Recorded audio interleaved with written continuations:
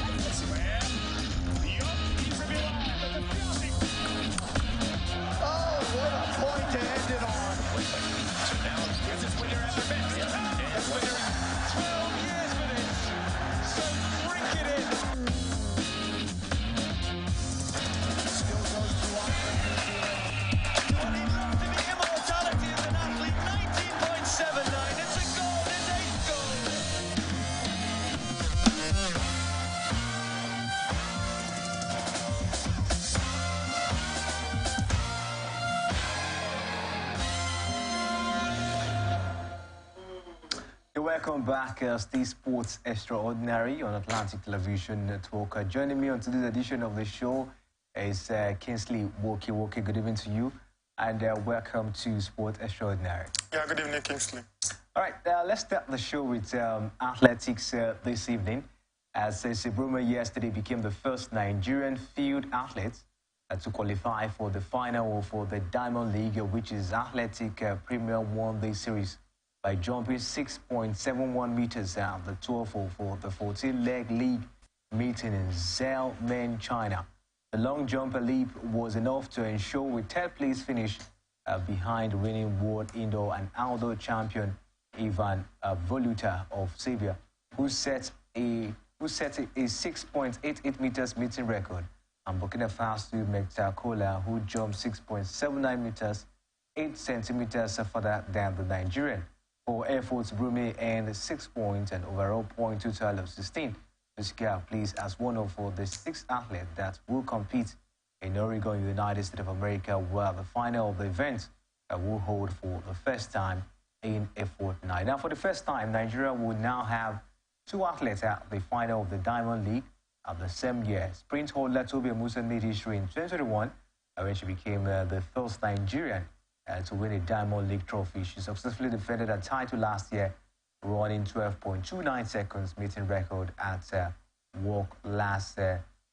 Now, this year, Amusen will be going to become the second woman after Dawn Happerson to win a hat-trick of 4 Diamond League title in the 100 meters. Before we talk about Amusen, let's take a look at this Brume. Impressive one, after not making it that very far at the World Athletics Championship, she's actually come up now to put herself, very far when it comes to the Diamond League event. Yeah, fantastic one for her. I think, like you said, doing the last athletic championship in Budapest, she didn't really do very well, but she was very, very close, but she was not able to make the medal zone doing the competition. But it's good she's qualifying for the finals of the Diamond League. I think this season she has been very, very consistent in some events that she has competed, and it's very sad she couldn't do anything. She couldn't bring medals for Nigeria doing the long jump event in Budapest. But it's good she has been consistent in the Diamond League this season. So I'll be looking forward to see what she'll be able to do, maybe ending the year on a very, very good run. So good one for Ese Brume. Good one for Ese Brume. And talking about Tobi Amusan, she's looking forward to make it, hat-trick, this time around the Diamond League. Do you see Tobi Amusan, of course, putting up, an impressive performance, taking a look at all that has happened to her? A whole lot of persons said that she was actually traumatized, at the World Athletics Championship due to what happened between her and the Athletic Integrity units. How far do you see Tobi Amusan, of course, going forward this time? Well, I have problem with her confidence level this period because even before the World Athletics Championship, some people were saying that, I don't know, because of the drug issues and, okay, it's not even drug issues, the testing issues that she had before the event, her being banned and all those things, and whether she will be able to compete in the highest level. And we saw in the games, she was not really at her best. She was not able to go into the medal zone. During the finals, she finished sixth, which was very, very poor for her own standard, because in the last 2 years, she has been able to dominate the hurdles, the 100 meters hurdle races she has competed. So it was like a shock to many people that have been following her for a very long time. But we know the reasons. We know that she has been thinking, and because of the issues she has had, and she was not able to focus, even though she was training, but her mind was not really there because of she was not really certain what would be the outcome of the judgment and all that. So for me, she just have to find a way to get past the events that happened and try to finish the year on a very good way. I think she has been very, very consistent in terms of her performances before Budapest, and for me, I think if she can be able to get those problems affecting her and try to focus, I think she'll be able to do very, very well in the remaining races in 2023. Impressive one. Let's see how far Tobi Amusan, of course, will be able to go. We hope she gets past the trauma she's been facing, especially the World Athletics Championship, and move forward and try to see what she can do. At the World Athletics Championship, on the 100 meters hurdle, she finished 6th, and that was a very poor one, of course, for a lady who put up a world record, last time at the championship. But let's stay away from athletics as we take a look at Formula One at the moment. Red Bull Max Verstappen broke a Formula One record with his 10th consecutive win as he overcame Ferrari Valiant Challenge at the Italian Grand Prix. The Dutchman was held back by pool winner Carlos Sainz Ferrari for 14 laps, but his pressure paid off when an error from the Spaniard gave him his chance. After many laps of defense, Sainz finally lost the position with 9 laps to go, and then set about fighting hard again to keep Charles Leclerc behind for the final podium place. Verstappen's 10th win in a row moved him clear of Sebastian Vettel, total of 9, also achieved in a Red Bull in 2013 season. Impressive one for the man. Dominance, dominance, and dominance we've seen for the man Max Verstappen since last season. How far do you see him maintaining this pace? I think they have really done very well, especially Red Bull, Max Verstappen. I think all that he's doing this year started last year when they dominated, and this year we thought maybe other drivers, other constructors, we find a way to at least challenge them, but it has not really happened. We see Red Bull dominating we see the main drivers, Max Verstappen and his teammates, they have been dominating the races this year also. We have not seen Mercedes. Mercedes, they are trying, but I think they are not up to speed this time around. And it's a good one for Max Verstappen. I think in the last 2 years, he has been able to dominate. Winning 10 races in a season is quite remarkable and is something that should be applauded. And it's a new record. The last person that did it was 9 races, and this time around he's doing 10. And for me, it's very, very good. I think their cars are very, very good. I think better than what we have been seeing from other people, other competing with Red Bull this year. Ferrari have also been trying, but they have not been able to topple Red Bull. And for me, it's very, very good, and we have a new face. Mercedes dominated in few seasons, but now we are seeing Red Bull, and let's see how it goes for them, whether they will dominate in years. 2 seasons now they have been dominating. Let's see what happens in future. Impressive one, of course, for Max Verstappen and the Red Bull car. A very huge level of dominance, putting up a very impressive record in that one. And I think this is a very huge one. Let's see how far, of course, the man will be able to defend, this dominance as they stand. But talking about the Italian Grand Prix, Max Verstappen, we told you, came first. Sergio Perez, taking up the 2nd position, and Carlos Sainz taking up the 3rd position. Charles Leclerc 4th, George Russell taking up the 5th position, and Lewis Hamilton taking up the 6th position. So it is not getting rosy at all for Lewis Hamilton. 6th position. We saw him at the Italian Grand Prix. I think they have not really gotten it right since last season. We thought, okay. His teammates finished 5th and he finished 6th. Yeah, they are, I don't know what I would say. They are a little bit closer, but not yet there because of how good Red Bull and also Max Verstappen has been in recent times. So for me, I don't think this season they can be able to catch up this season. It's too late.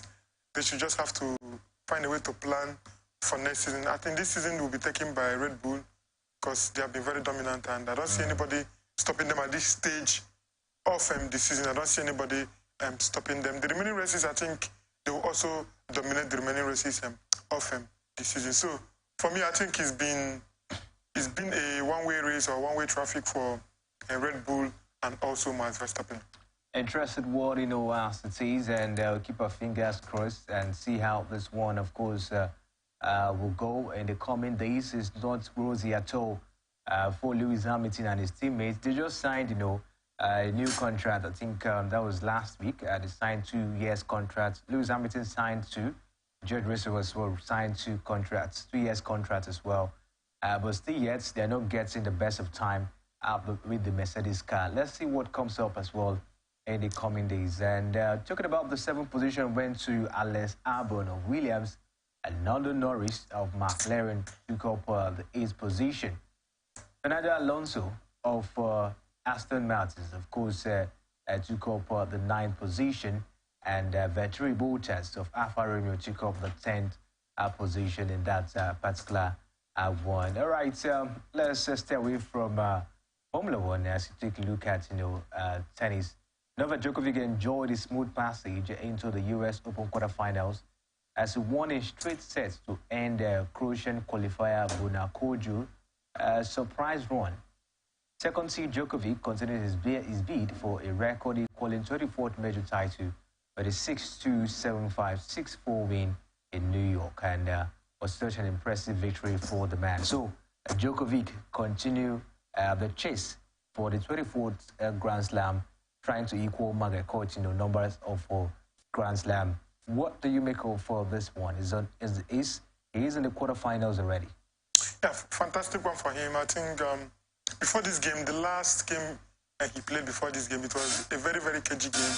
In fact, a time in that game, he was 2 games down, but he had to come back to win by 3-2. And this time early today, he was fantastic. I think he learned from the last game, the mistakes he made, and it was a straightforward win for him. And into the quarterfinals, I think there'll be more tougher games to come for him. But we know even before the tournament started that he will be one of the favorites to win the competition. So everything is gearing up for that finals between him and Carlos Alcaraz. So we are looking forward to see whether two of them will be able to make it to the finals of this year's US Open. So there have been fantastic games in this competition, and for me, Novak Djokovic, he knows you have to do something spectacular to win this tournament, because the contenders or people there, in fact, Carlos Alcaraz won this competition last year in the US, so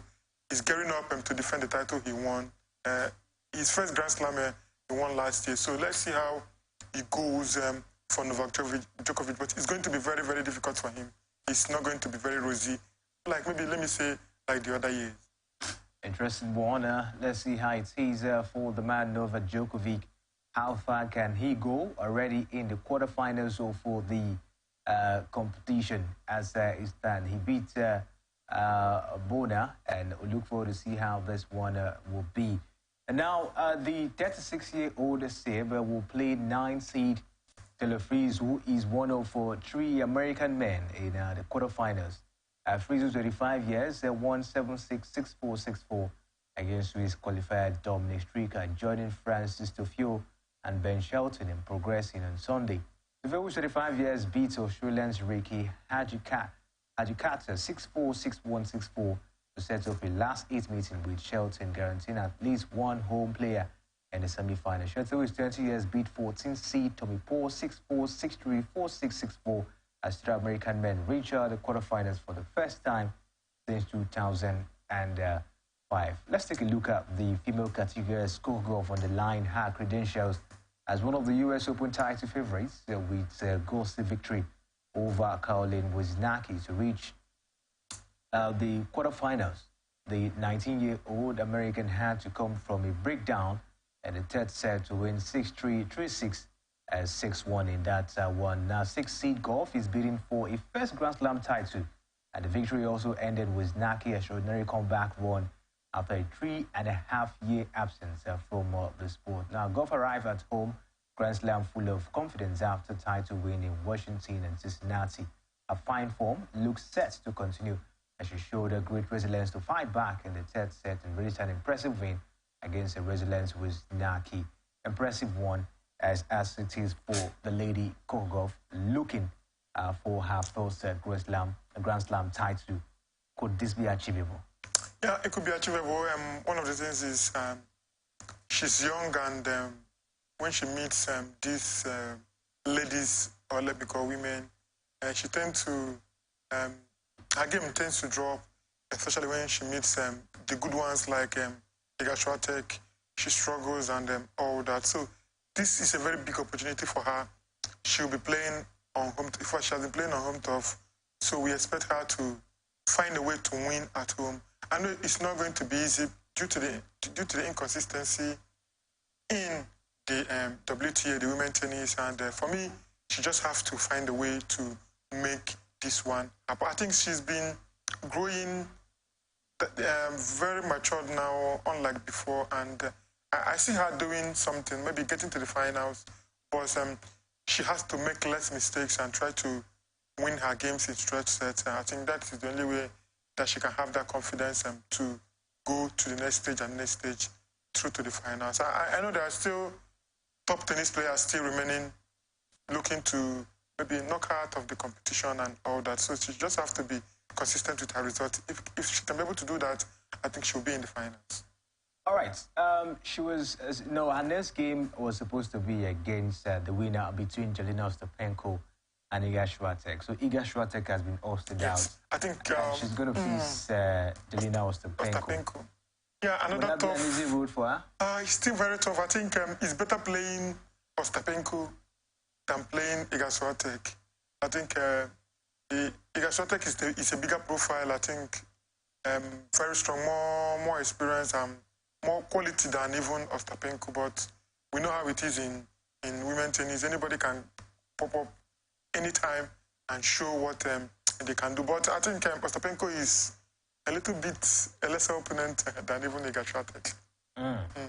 All right, let's see how it is. But talking about Iga Swiatek being hosted out of the competition, what do you make of her performance? I think she's not been that consistent this year. I think she's been here or there. I think she has not been like other years where she dominates. In fact, winning 2 or 3 Grand Slam in a year and all that. She has not really been that this year. For me, I think maybe she's having a bad year. I don't know why is so, because we expect her to be there. In fact, we expect her to be world #1 for years, maybe 2 years still dominating, 3 years still dominating. But it seems like maybe after this year, if she's not consistent, maybe somebody might take over that #1 position from her. So I don't know why she's not beneath. Wimbledon, she lost at the later stage. This time around, she's also out of the competition. So I don't know. Maybe it's mental, emotional. I don't know what it is, but let's just say she lost to a more determined player. Everything should not be emotional. Everything should not be mental. Maybe she lost to a player that was more determined and all that. So for me, it's good for maybe for the neutrals, or maybe for people that wants to make history in the competition. They see Iga Swiatek as a threat. Maybe now she's out. Maybe other people will say, we can do this. Our main contender is out. Let's see whether we can be able to make something happen. And for me, it's good for the competition, the upsets. And that's where we watch the game of sports for the upset. And I think Iga Swiatek is one of the casualties that have left the competition. Very, very sad and disappointing. Iga Swiatek, of course, being hosted out from the competition. And no one saw that coming, if you ask me, as it stands. But elsewhere, on Sunday, 10-seed Karolina Muchova sort of a quarterfinal encounter with Shona Setia for Romania after defeating China Wen Xinghu 6-3, 5-7, 6-1. Former world number 30, Setia, who beat Switzerland, Melinda Bencic 6-3, 6-3, and it will be a first appearance in the last 8 of a Grand Slam since the 2019 French Open as it is. Let's keep our fingers crossed and, of course, see how the results unfold. And, of course, we're here to make sure we'll keep you updated with the latest results coming from the US Open. It's getting interesting already. We'll take a short break now, and when we come back from the break, of course, we'll take you through the world of football. Please stay with us.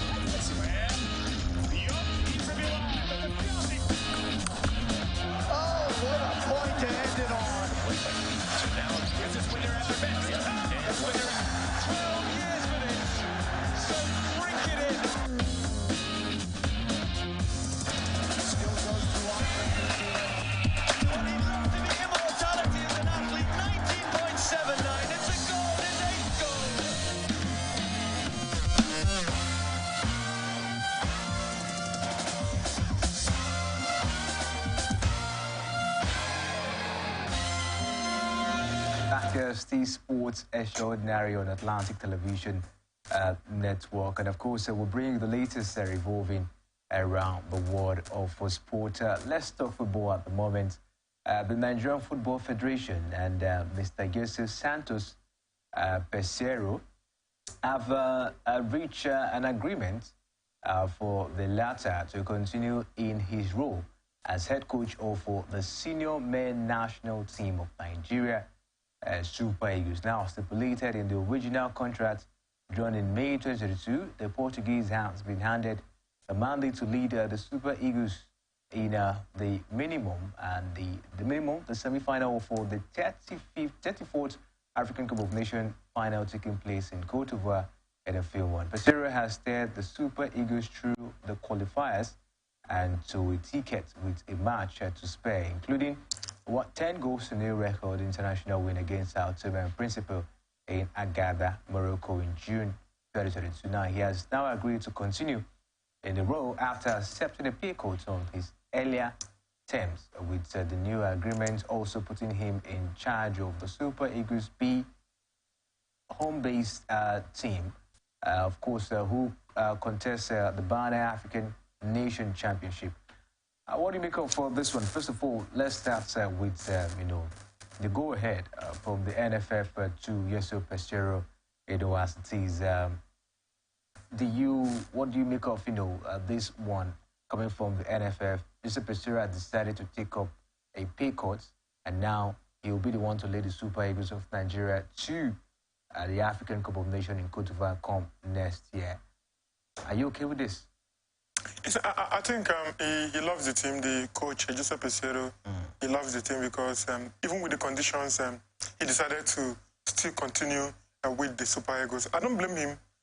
Because the Super Eagles is a big market. It's a big national team, one of the best in Africa, and it's good coaching the Super Eagles because it adds value to your CV. Because after now, it will be that he has coached Nigeria national team, which is the Super Eagles. So it's very big because we are very marketable, even not just in Africa, even outside Africa, we are a very big brand. So for me, it's good he has decided to continue. And not just that, after the World Cup qualifiers, which we didn't go, he was there for the qualifiers. He started the qualifiers, and they've already qualified the team to the Nations Cup in January. So it was, it's no-brainer that he had decided to continue with the side because you have to finish what you started, and for me, it's good. And one of the let me say things that was said in the contract is making sure the Super Eagles get to the semi-finals of the Nations Cup. Well, for me, it's a very big task.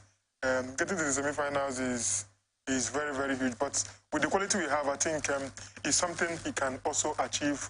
And very soon we'll start the World Cup qualifiers, which also I think Nigeria should take very, very serious because this time around the World Cup is expanding and you just have to win your group to qualify. So we just have to have that stability. We know that he will be here in the next 6 months and all that. So let's see how it goes. You just have to make sure the team is winning and the team is in a good state. The quality is there. Looking at the players he invited for the qualifiers, you can see that every month, we are bringing on new players. Look at the new players coming up. Boniface, the one that's playing for Leverkusen, and some other players, Gift Orban, scoring goals, and lots of other players that was also invited for this qualifier that will be taking place in Abuja. So for me, the coach knows that the Super Eagles is a very big job for him. He knows that he loves the team. He's been with the team for a very long time now, and let's see how it goes for him. Just that he just needs to deliver. If he doesn't deliver, Nigerians will come for him. But what do you make of it? The man has taken pay cuts and he has now been given the responsibility. Although he said that he wants to win the next African Cup of Nations for Nigeria, but the NFF was giving him a target of taking the team to the semi-final. Do you see this being a reality for Pesero and the NFF? Yeah, I think with they call it the Giant of Africa. I think the Super Eagles is a very big team.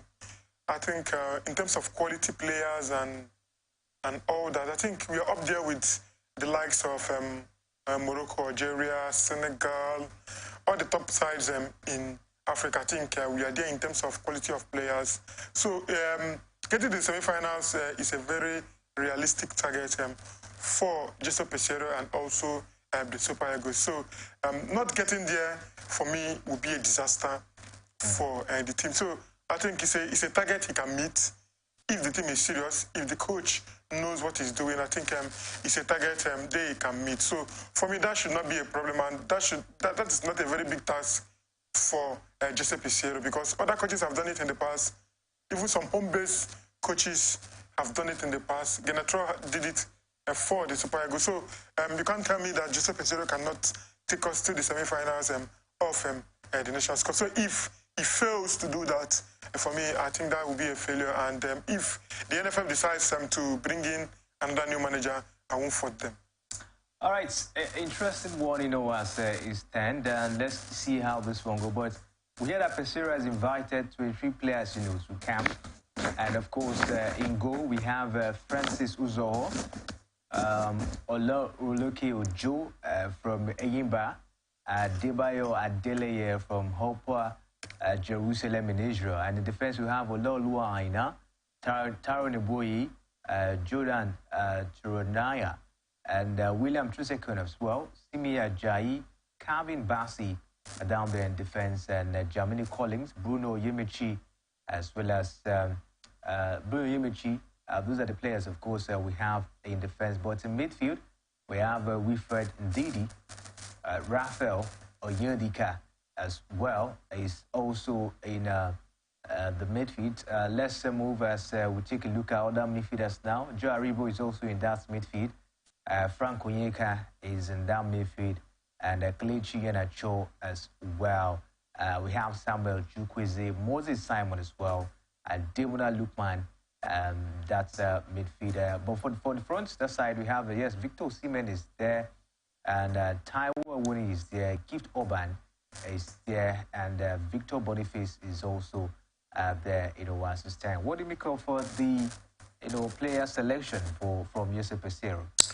I think we are still seeing the old guards in that team, but with few additions, and for me that's good. I think they need to continue that with the continuity. Let me use that word. The team needs to continue from where they stopped. They need to be together. It's good for chemistry and all that. And for me, the new players coming in is also good because when you are doing well in your clubs, you should be recognized. You should be invited at least let them test you, see whether you can be there for the future. Even though you will not play, but at least being with the team will also help your confidence in trying to make the team in future. So for me, you could say Sao Tome and Principe, it's not a big match. It's a game that even the local base player, I will call it, okay, the home base players, let me not call local. The home base players can even play that game and defeat the Sao Tome and Principe, but we just have to take every game serious. Every game should be taken very, very serious. So for me, good lineup, and anything short of a win would be a very shocking result, because when we met them in the reverse feature, we gave them 10-0. So it's not a match that they should panic. It's a match they should win and win very well. And also many persons have the opinion that this is a game of no consequences. Jesse Peseiro shouldn't even go for the likes of Osimhen, and the rest of them. Get more of the home-based players, and see what you can be able to do with the home-based team. Yes, if I'm the coach, I would have made some adjustments. I would have allowed them, the likes of Victor Osimhen, all the big guys in the team, to have a day have a day off. At least trying some new players. I know the league season is just starting. Allow them to relax in their team. The game is not. We have already qualified them for the Nations Cup, so it's a game that has no consequence or that. It's just playing for pride and all that. So for me, if I was the coach, if I was the NFF, I would have invited another set of Super Eagles, maybe Team B of the Super Eagles, and not just fielding the big guns. But it's their decision. I don't know why they decided to do that. But for me, you should always present your best team anytime you're playing an international game. Maybe if it's friendly matches, maybe you can decide to chop and change. But this is an international game it will be in history to be recognized even in years to come. So yes, it will also help with FIFA ranking. So maybe that was what led the NFF to decide to continue and not giving out new invitation to lots of players.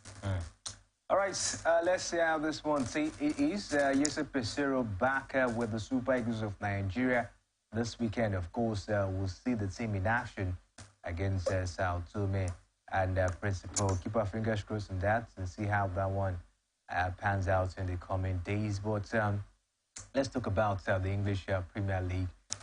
Match day 4, of course, we saw 10 games being played and 41 goals scored across different match venues.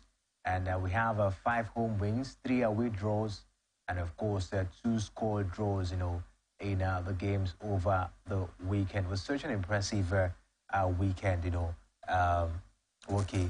But an interesting game we saw yesterday between Manchester United and Arsenal. Ended 3-1. 2 late goals, of course, give Arsenal that victory. Do you think that was a deserved win for Arsenal?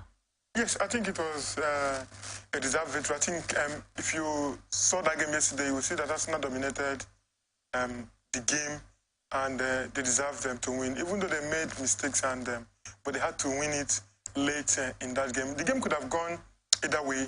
In fact, VAR had to come in 2 occasions. One was a penalty, which VAR said it was no penalty, and the second was a goal scored by Manchester United, which was flagged off for offside. And for me, after then, it was there for the taking, and Arsenal were the better team, the more hungrier team, and they had to score 2 late goals and to make the victory very sweet for them. It's good for them. They have not lost any game this season so far. I think people are expecting them to see whether they can be able to win the title. Last year, they lost it to Manchester City. For Manchester United, they finished 3rd last season. So a lot of people are expecting them to also improve on their standing. And their coach, Eric Ten Hag, had a lot of complaints yesterday about that game. He had a lot to say. The disallowed goal, they should have had a penalty. Okay, there was a foul leading to the goal that Declan Rice scored, and so many other things that he said yesterday after the game. So, but for me, Manchester United, they need to do better. I think they're a big side, even though these days they are not looking like that. But in big games like this, you should come out and play. They were very defensive yesterday, and they had to rely on counter-attacks and all that. But Arsenal, for me, we are the better team, and they just have to get our 3 points. Interesting one, of course, from Arsenal, getting that 3 needed points in that encounter, beating Manchester United by 3-1.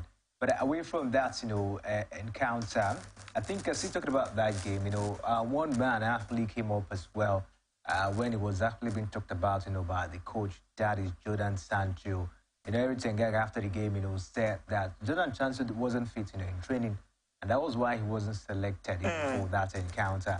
But the man came up to say that he did his best in training, that he was very fit, that there are other issues, around him not being selected, for that encounter, as he will continue, of course, to fight for the badge, according to him. Anthony Martial, starting games, people will know that they have not really been doing very, very well. For Manchester United, even when they start. In fact, he didn't play so much in pre-season, if I thought he played pre-season. But we see Anthony Martial starting games and not really making the difference. And we see the likes of Jordan Sancho, who has been working through since pre-season. In fact, he was playing more in pre-season and all that. Good performances in pre-season, but when the season started, we are not seeing the Jordan Sancho we saw in pre-season. So it's very shocking how a player is not training very well. So there's a lot of things we don't really know. But I don't know whether there will be consequences for Jordan Sancho coming out to say all those things he said in the press. Some people are saying he might not really play for Manchester United again for making that statement. The coach might decide not to play him again. And there's a lot of problem coming out, and I don't know. It's between the coach, the player, and Manchester United. But what do you make of the attitude of Eric Ten Hag? I think players are always, some of the players just trying to, have been speaking up. Last time we saw the issue between him and Ronaldo, and now Jordan Sancho as well, is coming up. Who knows what is in the mind of other players, as it stands. How will you put, the attitude of Eric Ten Hag towards the players at Manchester United?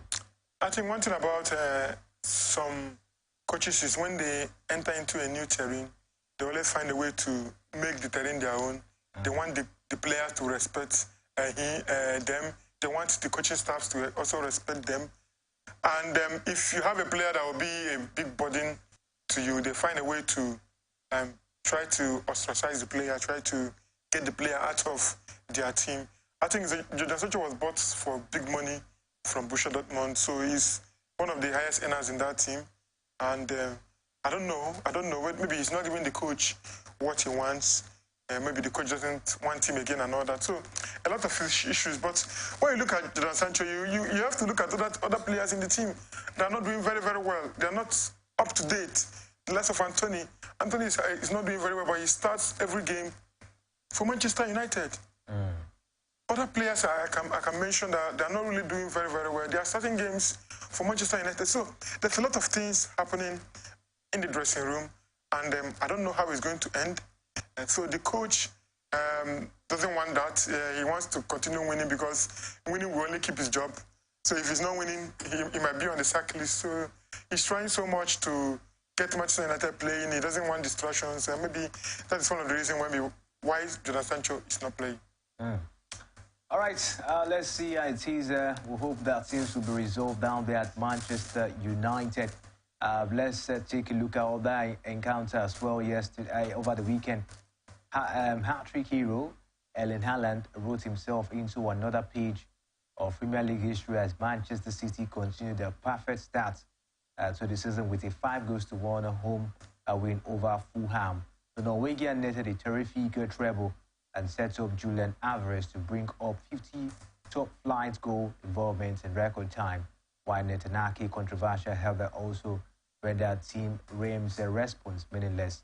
The 23-year-old second for the day saw him reach 50 Premier League goals involvement in a record-breaking 39 games, breaking out the previous record of 43, and he added yet another match ball to his collection in the 5th minute of injury time, firing home a low effort into the bottom corner from Sergio Gomez cutback.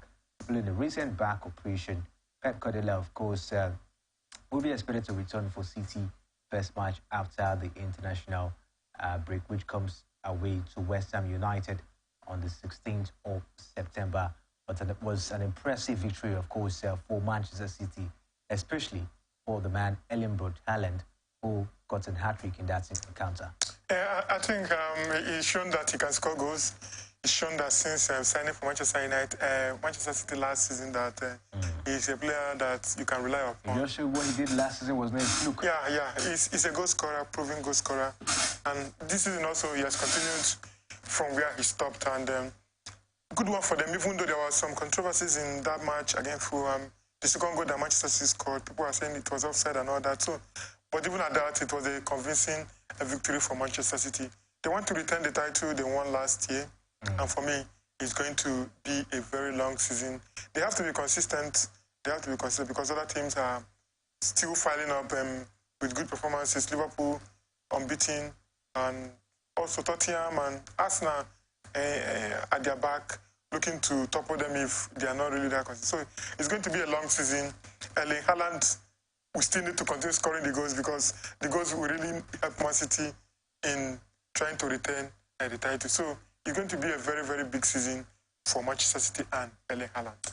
Big season for Manchester City, and let's see how that wants it. But let's bring in the full results from the English Premier League, as Crystal Palace, of course, beat Wolverhampton Wanderers by 3-2. Liverpool beat Aston Villa by 3-0. And, of course, we saw an interesting encounter. Sheffield United played 2-2 draw against Everton. Brentford played 2-2 draw against Bournemouth. And Burnley lost to Tottenham Hotspur 5-2. Chelsea lost to Nottingham Forest by 1-0. Chelsea, of course, was one of the teams that was talked about most, over the weekend. They lost to Nottingham Forest by 1-0. Did you see that defeat coming for Chelsea? Yeah, for me it was, I was not surprised because they have not really convinced me this season yet. And even though they defeated Luton by 3-0, we know that Luton was coming from the Championship. And yesterday, on Saturday against Nottingham Forest, I think they didn't really do enough. They had chances to score, but they were not able to put the ball in the back of the net.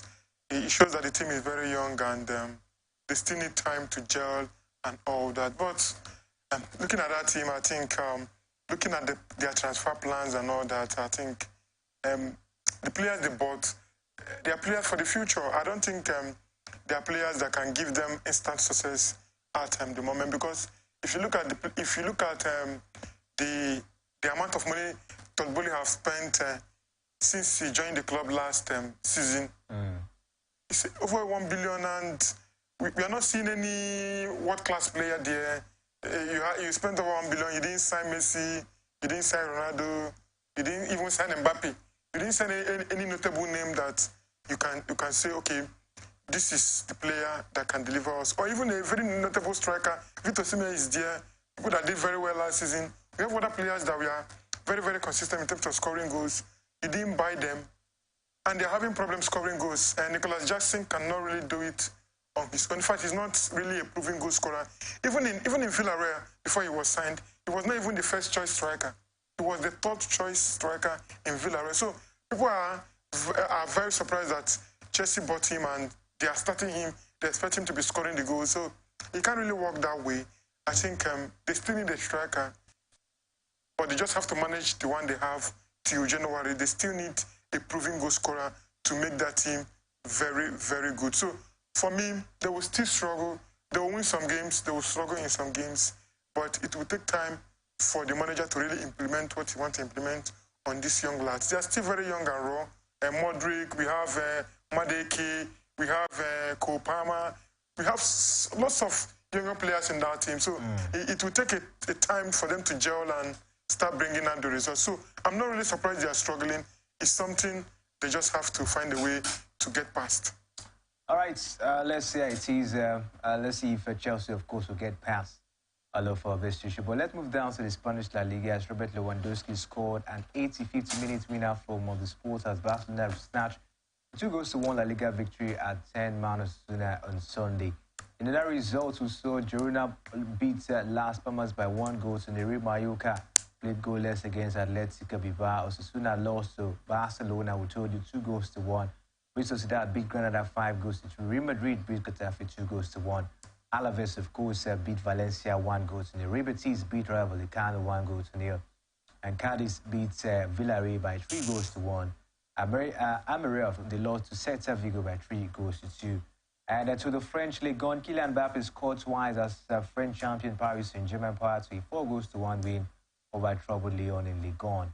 Achraf Hakimi and Marco Asensio also got on the score sheet at the Groupama Stadium as PSG applied on the misery for under-fire home manager Laurent Blanc. The result left Lyon bottom of the table with just 1 point from 4 games. They were overtaken by Clermont, who claimed their first points of the season by fighting back from 2-0 down to snatch a 2-2 draw against Florent Auger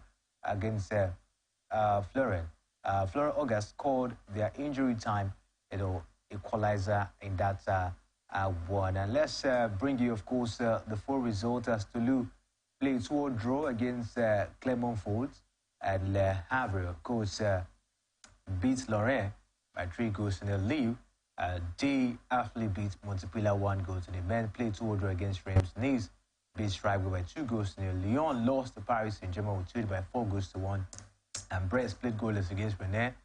Monaco beat ROC Lens 3-0. And Net, of course, beat played 1-0 draw against Marseille. Italian Serie A, Inter Milan beat Fiorentina by 4-0. Torino beat Genoa by 1-0. Empoli lost to Juventus by 2-0. Leeds beat Salernitana by 2-0. Bologna beat Cagliari by 2-0. Udinese played goalless against Frosinone, and Atalanta beat Monza by 3-0. Napoli lost last week by 2-1. Surprising in that one, as AS Roma, of course, they lost to AC Milan by 2-1 as well. Napoli losing to AS to Lazio. Did you see that one coming as well? Yeah, disappointing one for Napoli. I think they have started the season very, very well, but over the weekend against Lazio, they lost that game. Very, very disappointing one for them. I hope they bounce back from this after the international break. Interesting. Let's quickly move on as we take a look at the German Bundesliga. As FC Union Berlin, they lost to RB Leipzig by 3-0, and Bayer Leverkusen they beat Darmstadt by 5-1, and that's one. Augsburg played to a draw against Bochum. Hoffenheim beat Wolfsburg by 3-1. Stuttgart beat Freiburg by 5-0. Werder Bremen beat Mainz 05. Mainz by 4-0. Borussia Mönchengladbach lost to Bayern Munich by 2-1. Borussia Dortmund played 2-2 draw against Heidemann in that one. Was such an impressive victory as well for Bayern Munich against Borussia Dortmund. Harry Kane doing something great down there. Yes, I think against Mönchengladbach, it's been very long they won there, and over the weekend they had to come from a goal down to win that game. Good one for them.